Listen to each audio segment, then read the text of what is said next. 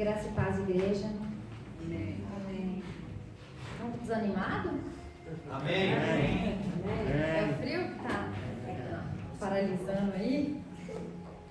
O pastor falando do filme, né? Eu acho que todo cristão deveria assistir.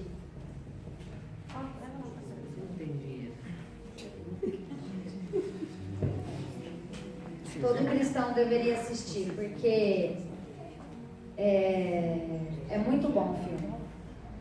Para mostrar pra gente mesmo o que é levar a vida, né, cristã.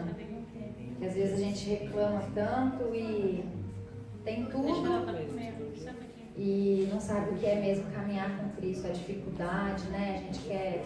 Na verdade, a gente já está no mar de rosas e ainda a gente quer mais.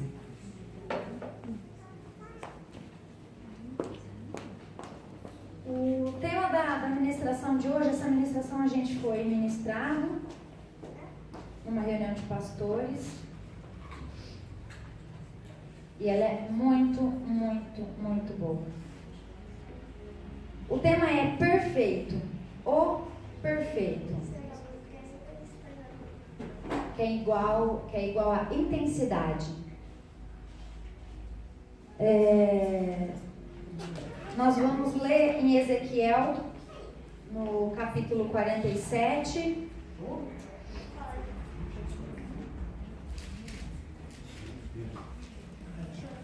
E esse é um texto onde o escritor ele usa uma simbologia muito interessante para nos ensinar coisas simples da vida e nos chamar para uma evolução na vida cristã. Um crescimento, na verdade, né, espiritual, maturidade espiritual. Então, lá em Ezequiel 47,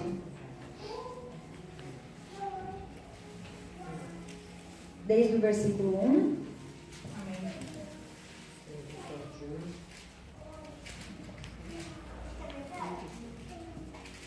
Diz assim: Ele me levou mais uma vez até a entrada do templo e vi água jorrando por baixo do pórtico do templo, para o leste. Ele me conduziu para fora, pela porta norte, e me levou pelo lado de fora, para um complexo da porta leste. Ele caminhou para o leste com uma linha de medir, e mediu 500 metros, levando-me pela água que dava no tornozelo. Mediu mais 500 metros, levando-me pela água que dava no joelho. Mediu mais 500 metros, levando-me pela água que dava na cintura. Ele mediu mais 500 metros. A essa altura, já era um rio que eu não conseguia atravessar a pé. Só era possível cruzá-lo a nado. Um rio que ninguém conseguiria passar andando. Rio de águas fundas. Ele disse: Filho do homem, você olhou bem? Em seguida ele me levou de volta para a margem do rio. Enquanto eu estava sentado ali, percebi muitas árvores nos dois lados do rio. Ele me disse: essa água corre para o leste, desce até a Arabá e depois vai para o mar de águas paradas. Quando deságua no mar, a água dele é saneada. Por onde o rio passa, floresce vida. Grandes cardumes de peixe. Por onde o rio passa, a vida é abundante. Vamos parar por aí. E eu quero falar com você nessa noite sobre 3 estágios da vida, da nossa vida cristã. Que aqui nesse texto que nós lemos, ele é caracterizado por profundidade da água. E essas profundidades da água representam o Espírito Santo e a atuação dele na nossa vida. Então fala da água no tornozelo, depois fala água no joelho, pelo joelho, na coxa, batendo na cintura, e águas profundas. Eu vou relacionar isso com o que nós, com o que a igreja está vivendo, está passando nesses últimos dias, né? nesses tempos difíceis. Nós temos o desafio de viver e desfrutar o perfeito. Todo mundo é assim, né? A gente sempre busca ser perfeito, ser bom. A gente sempre quer viver algo bom. Todo mundo quer ter um dia perfeito. Todo mundo quer viver um dia perfeito. Esse é o nosso desejo. É o desejo do ser humano. E por quê? Por que que a gente quer ter essa necessidade de ser perfeito? De viver um dia perfeito? De ter uma vida perfeita? Por que que nós trabalhamos tanto nisso? Porque a palavra de Deus diz que Deus tem compromisso de nos levar à perfeição. O apóstolo Paulo, a gente já falou muito de Paulo, hoje o filme foi de Paulo. E o apóstolo Paulo, lá em Efésios capítulo 4, vamos abrir? Efésios capítulo 4.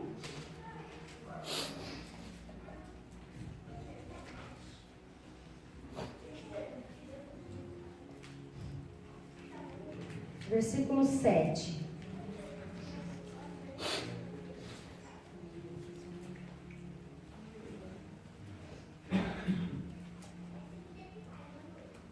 Diz assim: e a cada um de nós foi concedida a graça, conforme a medida repartida por Cristo.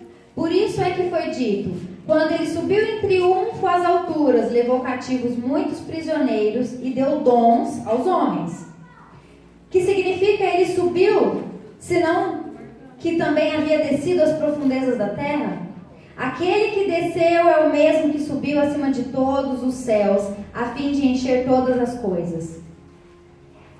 E ele designou alguns para apóstolos, outros para profetas, outros para evangelistas e outros para pastores e mestres, com o fim de preparar os santos para a obra do ministério, para que o corpo de Cristo seja edificado, até que todos alcancemos a unidade da fé e do conhecimento do Filho de Deus, e cheguemos à maturidade, atingindo a medida da plenitude de Cristo.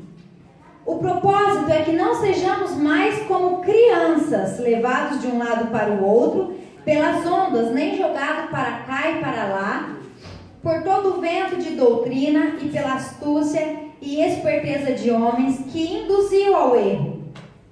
Antes, seguindo a verdade em amor, cresçamos em tudo naquele que é a cabeça, Cristo.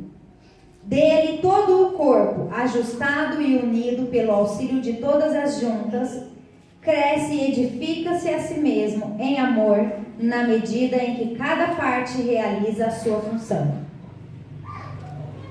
Então Deus, como a gente leu, Ele concedeu dons em cima e embaixo da terra. Encheu o céu e a terra com suas dádivas, com o propósito de treinar os seguidores de Cristo para que haja um serviço, mas um serviço de qualidade no corpo de Cristo, que é a igreja. Ele fez isso para que todos possam trabalhar juntos, em perfeita harmonia e sintonia, numa resposta cheia de gratidão. Que além de tudo nós temos que ser gratos a Deus o tempo todo. E dedicação eficiente a Cristo. Como adultos plenamente maduros, plenamente desenvolvidos, plenamente cheios de vida, como Cristo. E como nós lemos no versículo 13, nessa versão da NVI diz que até que todos alcancemos a unidade da fé e do conhecimento do Filho de Deus e cheguemos à maturidade, atingindo a medida da plenitude de Cristo. Agora na Almeida Revista Atualizada, diz assim: para que todos cheguemos à estrutura de pessoas perfeitas. Esse é o propósito. É por isso que Ele exige de nós que nós venhamos ser treinados para que a gente venha trabalhar em harmonia, em comunhão, para que nós venhamos ser maduros na fé, como cristão. Aleluia. Esse é o propósito. Amém, Senhor. Para que nós venhamos ser pessoas perfeitas. Jesus lá em João 17, não precisa abrir, João 17, 23, Jesus orando ao Pai, ele disse: eu dei-lhes a glória que a mim me deste, para que sejam um como nós somos um, eu neles e tu em mim, para que eles sejam perfeitos em unidade, e para que o mundo conheça que tu me enviaste a mim, e que tens amado a eles como me tens amado a mim. E também lá no em Mateus capítulo 5, 48, ele nos desafia dizendo: sejam perfeitos assim como é perfeito o Pai de vocês que está no céu. Agora olha só, entender isso, esse desafio, é muito difícil para nós. Como assim? A gente já leu quantas vezes esse versículo, né? Como assim ser perfeito como o Pai de vocês que está no céu é perfeito? A gente pensa, jamais, nunca que eu vou ser perfeito como Deus. A gente nem entende direito, né? Esse versículo quando a gente lê. Como assim? Por quê? Por que Jesus pede isso da gente? Sabendo que nós somos tão falhos, por que Jesus pede que nós venhamos ser perfeitos como o Pai Celestial? Sabe por quê? Porque para nós, a perfeição é sempre associada com a ausência de defeito.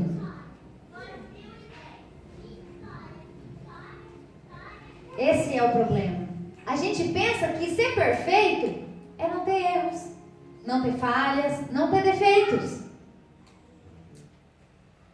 Que é a ausência do defeito. Aí eu sou perfeito. É isso que a gente entende. Mas ele estava falando da nossa identificação como natureza do Pai. Então, quando Jesus está falando da perfeição, ele está falando da plenitude. E não dessa perfeição que a gente vê. Para Deus, perfeito é aquilo que é pleno. Ah, mas missionário, o que é pleno? O significado de pleno é que é cheio, que é completo, que é intenso, que atingiu a medida máxima. Isso é pleno. Então, o nosso conceito de perfeição deixou de ser um conceito a respeito da essência, do interior, e passou a ser um conceito a partir da aparência, do externo. Quando a gente começa a olhar, a pessoa tem isso de defeito, a pessoa faz aquilo de errado, a pessoa tem esse erro. Então o nosso conceito deixou de ser sobre o interno, sobre a essência, e começou a só ver o externo, só a aparência, a estética. Então nós estamos com um conceito estético de perfeição, e não com um conceito sobre plenitude, sobre o que é ser pleno, sobre a essência do Espírito. E como a gente não sabe disso, tentando ser perfeito por fora, mostrando uma boa aparência por fora, nós estamos ficando estragados por dentro. Então, na nossa aparência, nós estamos ficando cada dia melhor, cada dia mais perfeito. Mas por dentro, na nossa plenitude, na nossa essência, nós estamos ficando cada dia mais incompletos, mais vazios. É muito comum a gente pensar que a vida cristã seria assim: bom, eu me converti, então Deus vem e entra dentro de mim totalmente, e eu sou mudado e a minha vida é mudada. Essa é a ideia que todo mundo tem, né, quando a gente conhece a Cristo.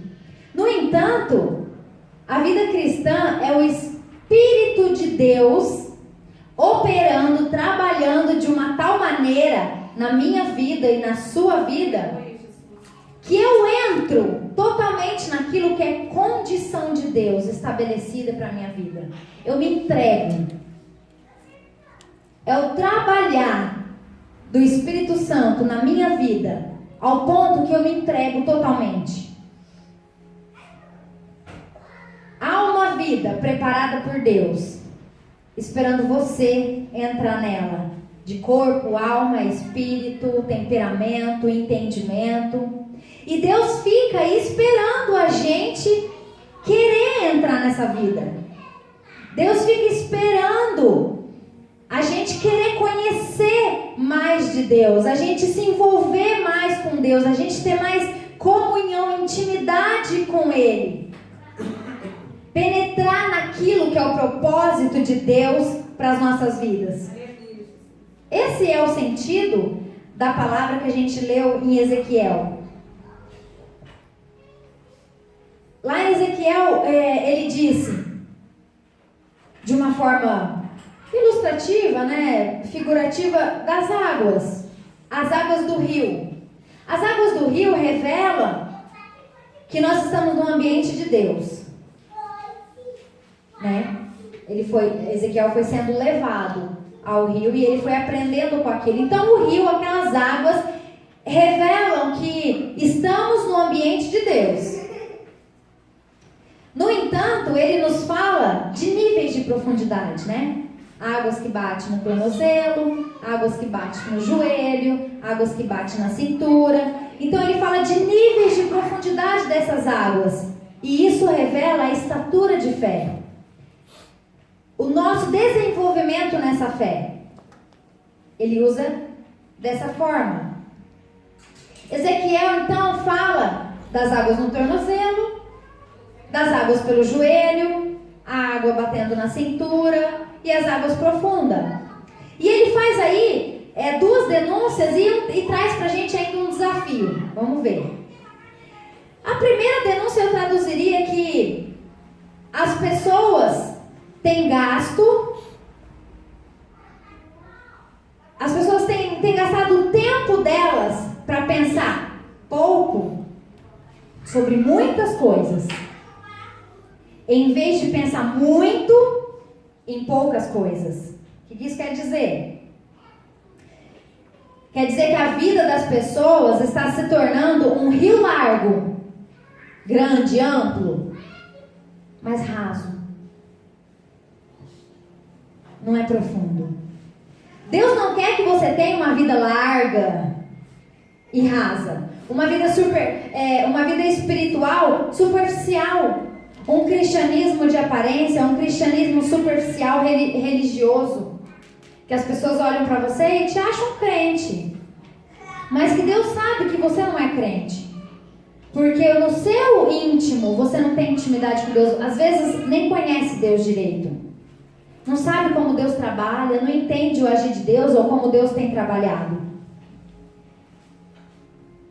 Um ambiente largo e raso, com águas pelo tornozelo, é um ambiente infantil.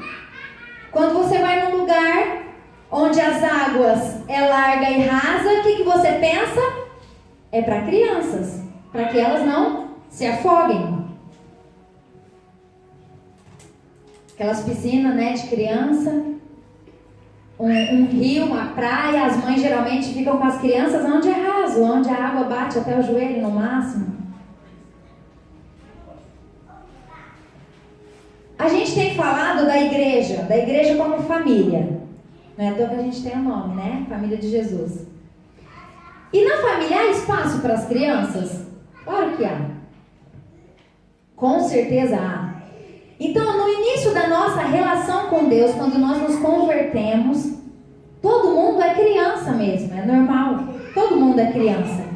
E aí vem a igreja, o pastor, os missionários, os líderes, para nos ensinar, para nos ajudar a crescer. Mas na medida em que a gente vai evoluindo, vai caminhando, Deus vai nos levando para águas mais profundas. O propósito é que a gente deixe de ser criança. Por isso que Deus vai nos levando mais fundo, assim como fez com Ezequiel, onde a gente leu.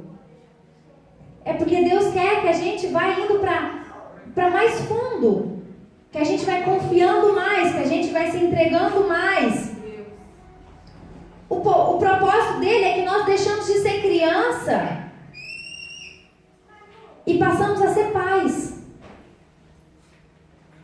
Ele espera que um dia eu e você venhamos ser pais, para cuidar de outras pessoas, de outras crianças que irão chegar na igreja. Vocês estão me entendendo? Amém. Então, água pelo tornozelo, água pela canela, não é o que Deus escolheu para você.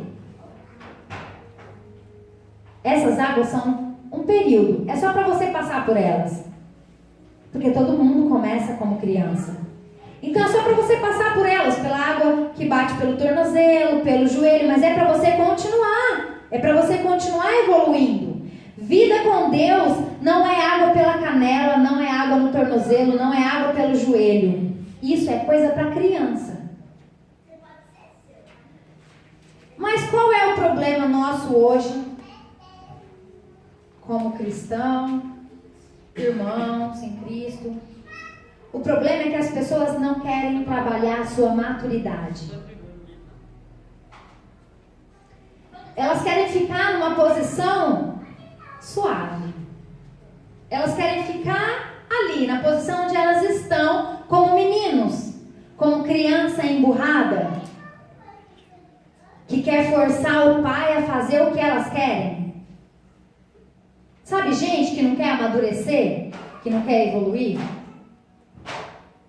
Quem já viu uma criança emburrada? Todo mundo já viu uma criança emburrada. Não tem nada que tire mais a paciência de um adulto, né?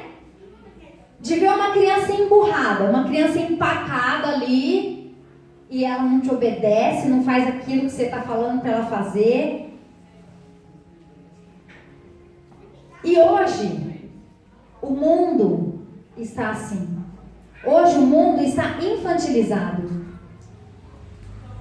Está tão infantilizado que hoje nós vemos o tempo todo, em shopping, restaurante, mercado, escolas, pais e mães reféns da tirania de uma criança. De crianças cheias de vontade, cheias de desejo, e os pais sendo refém. O pastor contou uma história pra gente, que ele tem um sobrinho que é professor de inglês.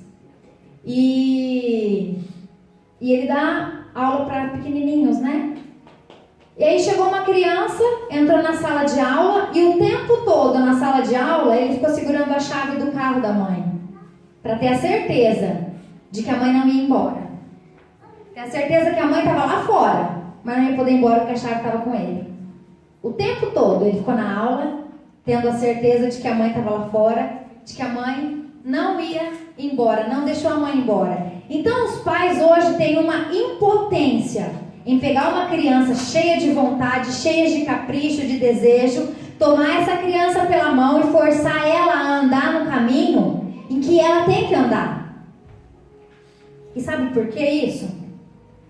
Porque os pais muitas vezes não têm autoridade de pegar a criança, não têm autoridade de tomar a mão dessa criança, dos filhos, e trazê-los para o lugar onde eles precisam chegar. Porque esses pais também são infantis. Esses pais são infantis nos seus relacionamentos, são inseguros nas suas relações, são inseguros nos seus casamentos, são inseguros na vida profissional, na vida pessoal. Acaba sendo um menino grande cuidando de um menino pequeno, ou uma menina grande cuidando de uma menina pequena. Eles têm medo, eles não têm certeza, eles são inseguros. Pais que não têm certeza de que o que Deus colocou no coração deles é o melhor para os seus filhos. Não tem a segurança de pegar na mão da criança, do menino, da menina e falar com segurança: é por aqui e pronto. E a todo tempo eles ficam negociando com os filhos. E isso nós vemos muito o resultado disso com as crianças. Nas escolas, os vídeos que nós recebemos no Facebook, aonde tem levado essa insegurança dos pais. E aí, esse tipo de comportamento e temperamento a gente leva para Deus. Como filhos mimados, emburrados, achando que Deus também é um pai inseguro. Que Ele vai relaxar facilmente diante das nossas vontades, dos nossos desejos. E aí a gente pensa assim, é só eu cantar muito lá na igreja, participar do ministério, é só eu orar muito, é só eu jejuar muito, é só eu ir no monte orar, é só eu fazer tudo isso que Deus não vai aguentar. Ele vai ceder e Ele vai fazer o que eu quero. E a gente pensa assim, é só eu ir na igreja e orar e louvar, que Ele não vai aguentar. Ele vai amolecer o coração dele e vai fazer exatamente o que eu quero, do jeitinho que eu quero. Que loucura, né? Não é assim com Deus. Deus sabe exatamente onde Ele quer chegar com você. Deus sabe exatamente onde Ele quer chegar comigo. E Ele não tem a menor dificuldade de pegar a sua mão e te dizer, é por aqui. Aí a gente fala, mas eu não quero desse jeito. Mas eu não estou afim. Mas Deus simplesmente olha pra gente e fala, mas é por aqui, pronto. Eu não estou afim de negociar com você. Sabe por quê? Não é porque Ele é ruim, porque Ele é um pai ruim. É porque Ele sabe o que é melhor para nós. Nós não vemos o futuro, nós não sabemos o que vai acontecer com a gente se a gente tomar tal decisão, se vai dar certo ou não. Ele sabe. E aí a gente fica emburrado, faz beicinho, porque Ele não está fazendo as coisas do nosso jeito.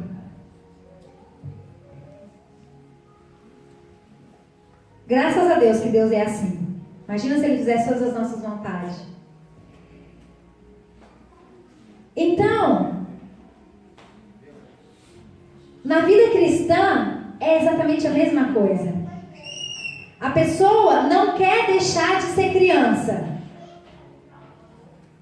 Criança cheia de vontade, de desejo, de mimos, de capricho. Mas definitivamente, água pela canela não é o que Deus escolheu para você.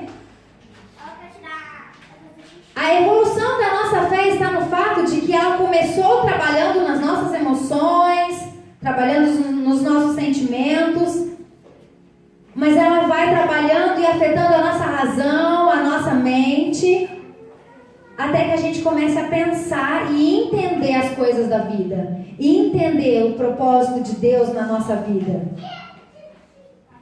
E aí Ezequiel, na sua visão, ele diz mais.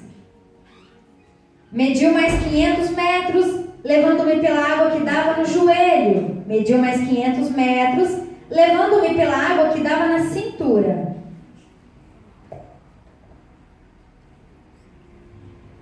E isso, ele nos dá uma segunda percepção.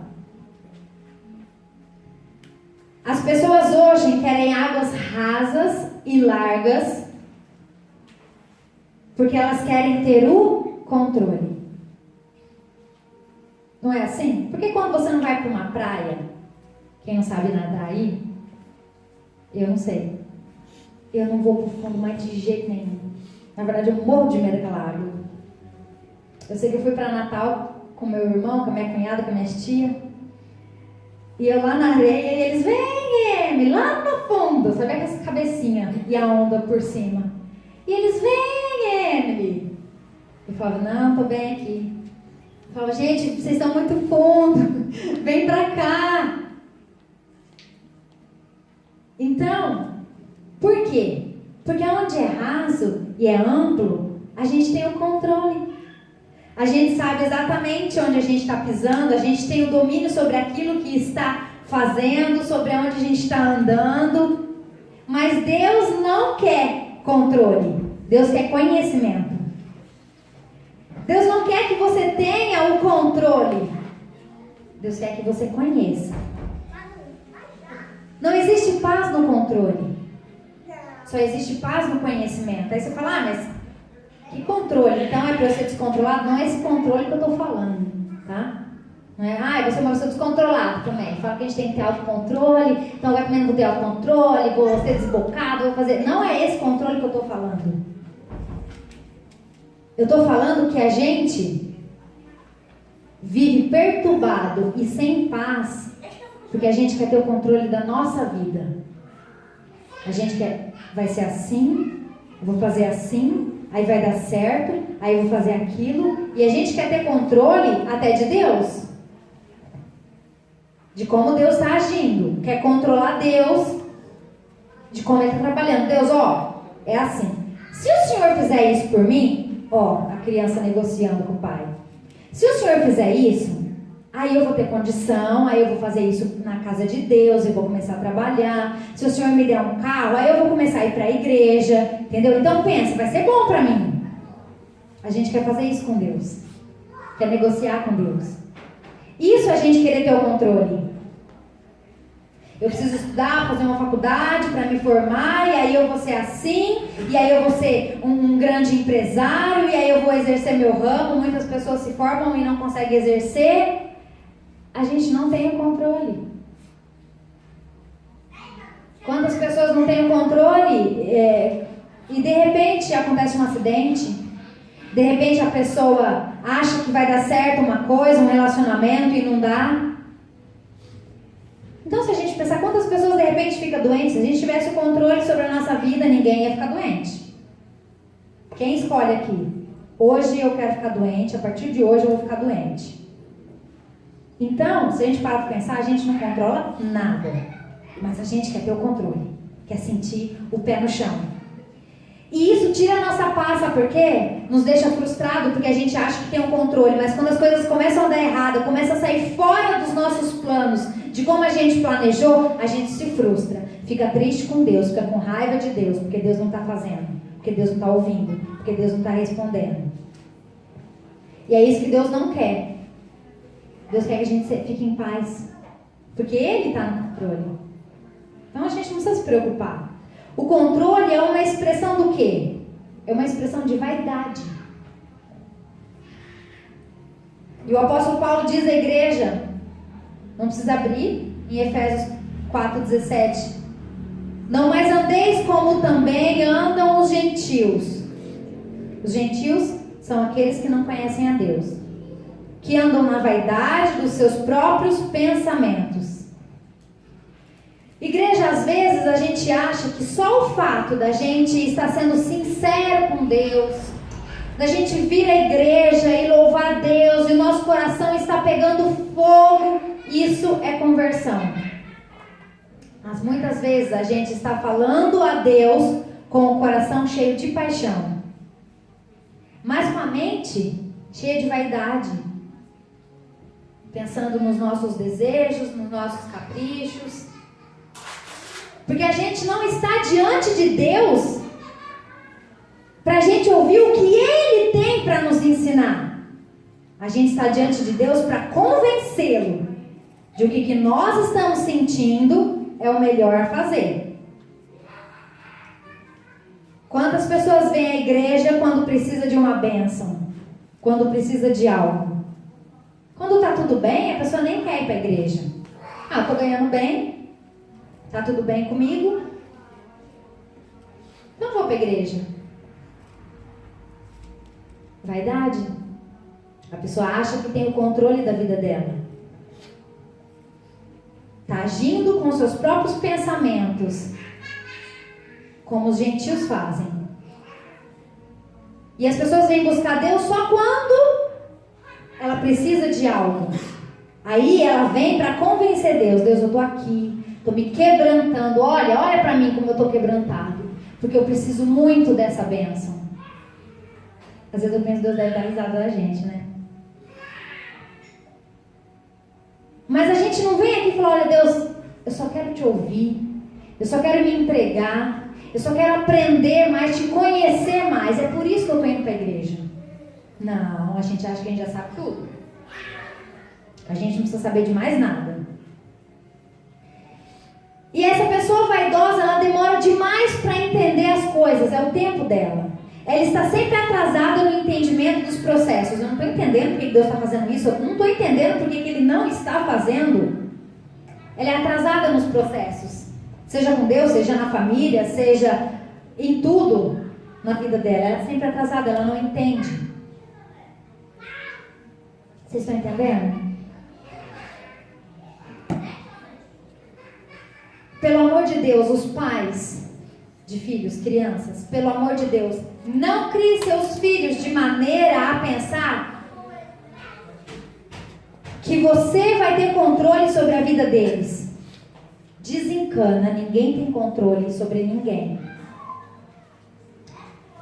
Desencana a esposa que acha que tem o controle do marido. Que o tempo todo quer controlar o marido. Às vezes fala alguma coisa pro marido, o marido... cara de paisagem, mas por dentro não se iluda. Não tem controle. As mães que acham que tem controle sobre os filhos, que os filhos vão fazer exatamente do jeito que elas querem. Ninguém tem o controle sobre ninguém. Nem sobre amigos, nem sobre pastor, nem sobre filhos, nem sobre esposa, sobre marido, nem sobre a igreja, nem sobre a sua empresa, nem sobre os seus funcionários. Nós não temos o controle, nem da nossa vida e nem da vida do outro. Não conseguimos ter. Mesmo porque a pessoa passa a vida inteira tentando controlar a vida, tentando ter o controle de tudo, e de repente acontece algo de ruim e ela fala: meu Deus, como assim? Como? De onde veio isso? De onde veio esse problema? Esse pastor ele contou que ele estava viajando, né, numa pista assim, bem ampla. E as pessoas às vezes têm a mania de querer tanto controle. Eu tenho controle da minha vida. E eu acho que tenho controle da vida do outro. Mas às vezes eu aqui estou tão com a vida controlada e a pessoa que está do meu lado está totalmente com a vida descontrolada e ela pode me prejudicar em alguma coisa. Então, a gente não tem controle mesmo de nada. E esse pastor ele contou que ele estava viajando numa pista, né? Aquele retão assim, e estava indo e estava vindo um carro de frente. Lá longe assim ele viu o farol e o carro estava desgovernado. O carro andava assim, atravessando a pista de um lado para o outro. Que controle ele tinha, esse pastor? Às vezes, não, eu sou bom no volante. Não, nada vai me acontecer, porque ó, no volante, aqui é piloto de fuga. Às vezes eu brinco assim quando eu estou dirigindo. A gente acha que a gente é... Que controle esse pastor tinha com aquele que estava vindo totalmente desgovernado? A gente não sabe o que ele está pensando, o que o outro está pensando, se ele está dormindo, se ele está passando mal, se na hora que ele chegar próximo do meu carro, eu desvio para a direita, eu desvio para a esquerda, se eu paro no acostamento, se ele vem no acostamento. A gente não tem controle sobre o outro. Não dá para saber o que o outro está pensando. E aí ele conta que ele pensou: nada é mais pontual do que o acidente. Porque só acontece um acidente porque dois chegaram exatamente na mesma hora. É uma pontualidade, mas desgraçada. Você passa lá, pronto, tá a desgraça feita. Aquilo é de uma pontualidade incrível, porque segundos antes ou segundos depois poderia ter evitado. Então nós não temos o controle. Coisas ruins só acontecem porque é pontual. Chega e acontece. Naquela hora a gente não tem como. Vamos adiantar? Agora eu estou bem emocionalmente para passar por esse problema, então vamos adiantar esse problema. Agora eu não posso passar por problema nenhum, porque a gente não consegue fazer isso, a gente não tem esse controle. Então nós temos que aprender a conhecer e desencanar do quê? De controlar. Pessoas que estão passando a vida delas tentando controlar e estão perdendo a oportunidade de conhecer. Pessoas que querem controlar o trabalhar de Deus e perdem a oportunidade de conhecer a Deus. Pessoas que querem controlar as outras pessoas e perdem a oportunidade de conhecer a outra pessoa. Casais que são casados 20, 30 anos e um está tentando controlar o outro e de repente um faz alguma coisa e fala, nossa, eu desconheço essa pessoa. Porque ninguém tem controle sobre ninguém. Então nós temos que parar de perder tempo, de querer controlar o outro, a esposa, os filhos, e passar a conhecê-los. Saber o que pensa. É bem melhor quando a gente sabe o que a outra pessoa pensa do que tentar controlar. O amor é para que você tenha calma, a paciência de conhecer, de ser profundo na relação. Por isso que o amor excede a todo conhecimento, como diz na palavra. E as pessoas estão perdendo o tempo em querer entender por quê. E aí vem o desafio que eu falei. O desafio do texto é: busque a conhecer a Deus. Entregue-se ao relacionamento profundo com Deus. Tem cristão que não evolui. Fica ali parado no mesmo lugar. Ele não desenvolve na vida dele porque ele acha que as coisas virão exatamente no lugar onde ele está. Ali no raso, com a água no tornozelo. Na brincadeira. Deus não pode te entregar algo grande de adulto se você é uma criança.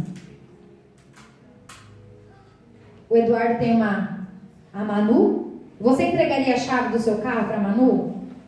Ó, Manu, pode dirigir, pode ir para a balada, pode sair, que você tem condição. É exatamente isso. Se você está num lugar onde é para criança, onde a água bate no tornozelo, se você parou ali na sua fé e você não evolui com Deus, Deus não pode ir lá onde você está e te entregar a bênção e te entregar o melhor dele, as promessas dele. Porque criança não tem condição de lidar com promessa, com herança.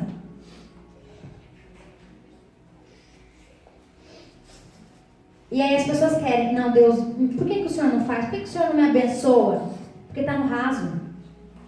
A pessoa não entende que a vida cristã é uma trajetória, é uma caminhada, é um aprofundamento, tem que continuar, não é para ficar parado. Deus quer pegar na nossa mão e nos forçar a uma trajetória e de desenvolvimento. Mas tem muita gente que não quer desenvolver. Quer fazer com que Deus, quer trazer Deus para a sua realidade. Quer fazer Deus refém das suas limitações, quer enquadrar Deus no seu plano medíocre e não entende que vida cristã é uma caminhada, é uma trajetória e que nós somos obrigados. Se nós queremos viver o que Deus tem para nós, nós temos que caminhar, nós temos que continuar. Não pode ficar parado. E Deus nos chama para isso. Aprofunde no conhecimento. Deus quer que você se aprofunde no conhecimento. E essa foi a última constatação do profeta Ezequiel. Ele mediu mais 500 metros. A essa altura, já era um rio que não conseguia atravessar a pé. Só era possível cruzá-lo a nado. Um rio que ninguém conseguiria passar andando. Rios de águas profundas. Ele disse: Filho do homem, você olhou bem? Em seguida, ele me levou de volta para a margem do rio. Enquanto eu estava sentado ali, percebi muitas árvores dos dois lados do rio. Ele me disse: essa água corre para o leste, desce até Arabá e depois vai para o mar de águas paradas. Então, olha só, o rio é o Espírito Santo, representado aqui. O mar é o mundo. E o que acontece? Quando o rio deságua no mar, a água dele é saneada. Por onde o rio passa, floresce vida. Grandes cardumes de peixe. Por onde o rio passa, a vida é abundante. Como eu disse, o rio é o Espírito Santo. Se você tiver o Espírito Santo dentro de você, se você estiver aprofundado nesse Espírito, por onde o rio passar, por onde você passar, lá no mundo, no mar, vai florescer, vai trazer vida. Você é o rio. Mas você precisa estar cheio do Espírito Santo. Você precisa estar inundado de Deus. Para que quando você ir para o mar, quando o rio se encontrar com o mar, você levar vida. Você florescer. E ainda fala, por onde o rio passa, a vida é abundante. Se você quer ter uma vida abundante, se você quer ter uma vida cristã vitoriosa, plena e abundante, abra sua mente e o seu coração hoje para serem sensíveis à voz do Espírito Santo de Deus. Aprenda a perguntar mais e proponha menos para Deus. Pergunte a Ele onde é que Deus quer me levar. Aonde é que Deus quer levar você? O que Deus tem preparado para você? Qual é a vida que Ele quer que você viva? Comece a perguntar mais. Se nós formos formados no entendimento e nós estivermos aprofundados nesse Espírito, nessas águas, há uma vida maravilhosa para ser vivida por nós e para ser manifesta através de nós lá fora. Mas isso, como eu disse, é uma caminhada, é um processo. Você não pode ficar parado onde as águas estão na perna e no joelho, porque lá é lugar de criança. É uma caminhada, você precisa pisar nessa água, você precisa dar o primeiro passo, você precisa dar esses passos. Ninguém vai lá, Deus não vai lá te dar um vamos, meu filho, anda, você já vai tropeçando e andando. Não, você precisa dar o passo, você precisa dar o outro passo, e você precisa ir caminhando cada vez mais fundo com Deus. O apóstolo Paulo, ele vai traduzir isso dizendo assim: já te foi dado graça, já te foi dado dom. Deus fez todas as coisas. E para quê? Em Efésios 4:12 diz também: tendo em vista o aperfeiçoamento dos santos. Deus te deu graça e Deus te deu dom para que você seja aperfeiçoado. E para que você leve isso adiante. Deus quer que todo mundo aqui nessa noite seja perfeito. Perfeito em tudo. Perfeito como marido, perfeito como esposa, perfeito como filho, perfeito como pai, perfeito como amigo, como trabalhador, como gerente, como empresário, perfeito como cristão. Perfeito em tudo. Mas perfeito como Ele quer. Pleno, cheio, abundante, intenso. Esse é o perfeito de Deus. Perfeição não é uma vida sem problemas ou ausência de defeitos. Não, eu tenho uma vida perfeita porque nada de ruim acontece. Isso não é perfeição. Perfeição é ser inteiro, é ser cheio, é ser satisfeito. Aleluia. Sabe por que os problemas estão te matando? Estão te sufocando? Estão te deprimindo? Porque você não está inteiro. Sabe por que as suas energias, as suas alegrias estão te corrompendo, te destruindo? Porque você não está inteiro. Você está usando da sua energia para satisfazer as suas carências. E está usando as suas justificativas para explicar as suas debilidades e demência. Que a gente é assim. Ai, Deus, mas olha, não dá para fazer isso. Ai, mas olha, eu não sei falar. Ah, mas eu tenho vergonha. Ah, mas eu tenho que preocupar com a minha vida. Ah, mas eu tenho que preocupar com o meu marido. Ah, mas eu tenho que preocupar com... Deus não quer saber das suas justificativas. Para ele não interessa as suas justificativas, as suas desculpas, as suas carências. Ele quer que você caminhe. Ele quer que você esteja pleno, inteiro.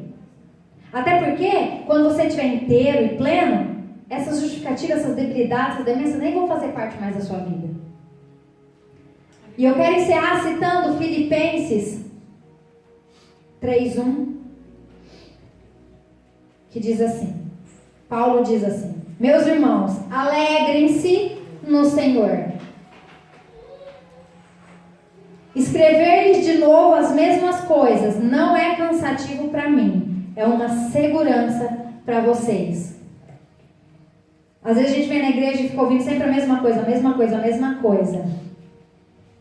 Não é cansativo para Deus falar a mesma coisa.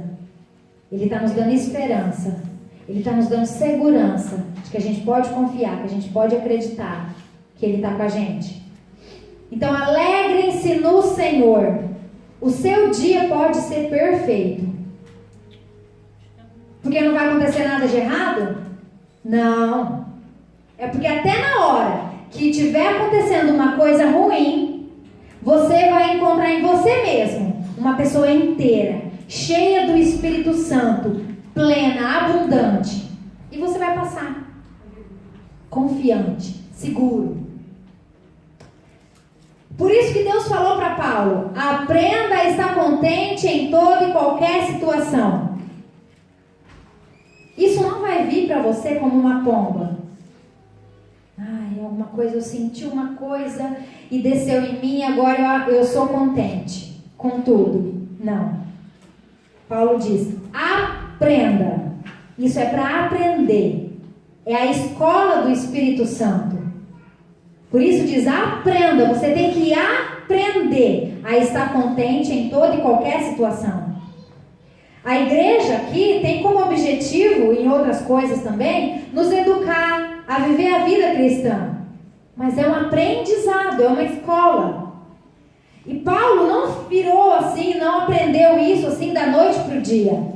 Ele disse: eu aprendi a ser um homem contente em toda e qualquer situação.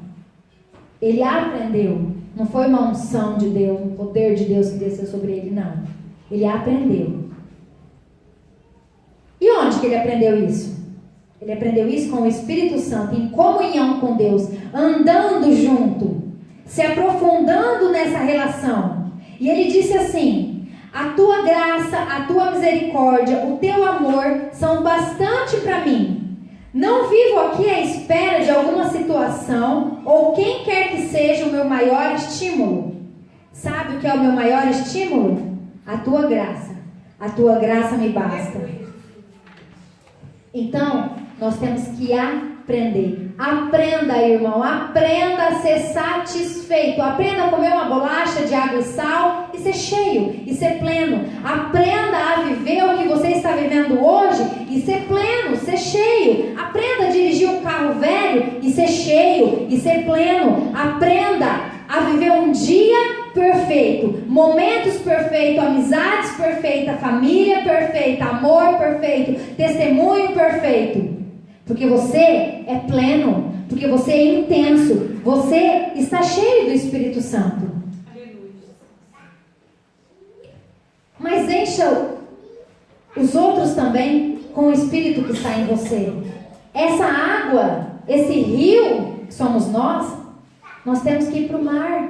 Nós temos que desaguar no mar para sanear esse mundo, para transformar esse mundo. Foi essa ordem que Jesus deu: enchei-vos do Espírito. Faça o outro também cheio. Faça com quem se aproxima de você cheio, pleno, nas menores coisas. Definitivamente nós podemos ser filhos perfeitos, porque carregamos a natureza de um Pai perfeito. Por isso que Jesus disse: ser perfeitos como o Pai de vocês que está no céu é perfeito. Então agora nós entendemos que sim, é possível ser perfeito. Porque perfeito não é ausência de defeitos. Eu quero que você fique de pé.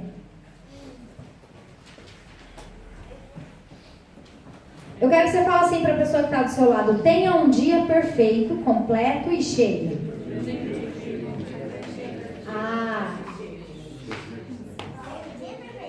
Se você quer mesmo que essa pessoa tenha um dia perfeito, cheio, completo, desse jeito, não sei não. Eu quero que você fale com fé. Tenha um dia perfeito, completo e cheio. Amém. Que eu desejo que cada minuto da sua vida seja pleno, seja cheio. Eu vou colocar um louvor, pedir para pôr um louvor. Tem que dar 2 cliques na tela para ficar grande. Não precisa ainda. Eu quero que você cante esse louvor. Quem conhece, quem não conhece vai ter a letra. E eu quero que você faça desse louvor uma oração a Deus. Que você peça isso mesmo, com fé. E que você peça a Deus que Ele te ajude a ser pleno, a ser perfeito, como você deseja ser. Amém? Amém.